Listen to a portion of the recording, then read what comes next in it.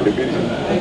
Minister Rafael Magezi owa gavumenti ez'ebitundu awatali kuluma mu bigambo ategezeza nti tewali ssente kutegeka kulonda kw'abassentebe b'ebyalo oba LC1 ne 2.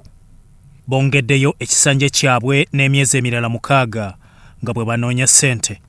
Okulonda bassentebe b'ebyalo n'emiruka kyetaaga essente eziwerako nga biliyoni nga 50.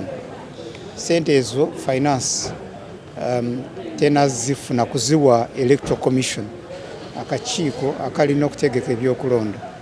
So bwebanga akakiiko ka Electoral Commission tekanafuna ebikozesa mu kulonda kakati ate nze nga minisita avunaanyizibwa gavumenti ez'ebitundu etteeka lingamba ekyokukola okubongeza akaseera akatasukka ennaku 180 era kyenkoze.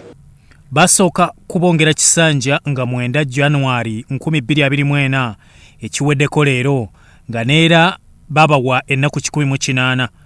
Minisita Magezi agamba bassentebe abakooye obuvunaanyizibwa bassemu okusaba tebabakaka. Etteeka likukkiriza kulekulira. Oyinza kulekulira otegeeza aba ebyokulonda ku district eriyo registrar n'obawandiikira bajja kutegeka omuntu anajjuza ekifo kyo.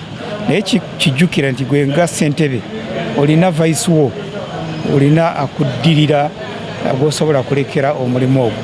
LC1 ne LC2 zalondebwa mu 2018 nga balina okuddamu okulondebwa mu Julaayi wa 2023 ekitaasoboka.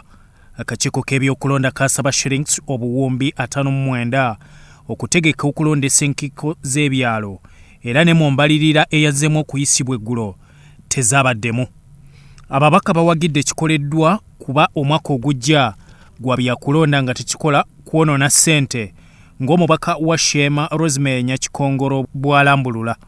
Kati n'olwekyo nze ngamba nti gavumenti yakoze ekirungi okwongezayo aba LC ekisanja kyabwe babeere nga bakola banoonyeze ddala nga twenna tugenda mu kalulu kubanga eggwanga esente zijjawa walabye budget bagikomezezawo nti esente bazireallocating baziteeke mu bintu ebirala ebinasitula eggwanga.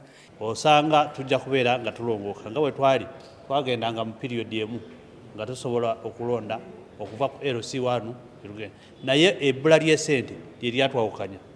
Kakati eggwanga lyagala okuddamu tulyalayini okulaba nti okulonda kubeere mu season emu kukwe mulundi gumu. So okutandika okugayalirira obukulembeze obwo ne butuuka okunafuwa nti waliwo ayinza n'obukuba mu mbuga y'amateeka okubunafuya era okulaga nti obujirizi obuweereddwa si bwa mutindo kibi nnyo era kijja kukosa bangi.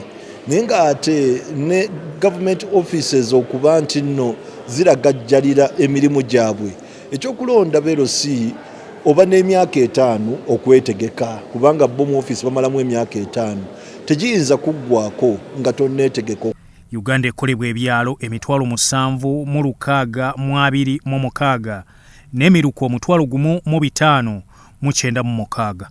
Bya Muhammad Wamala ne Eric Sebala mu Soroti TV Omunyo.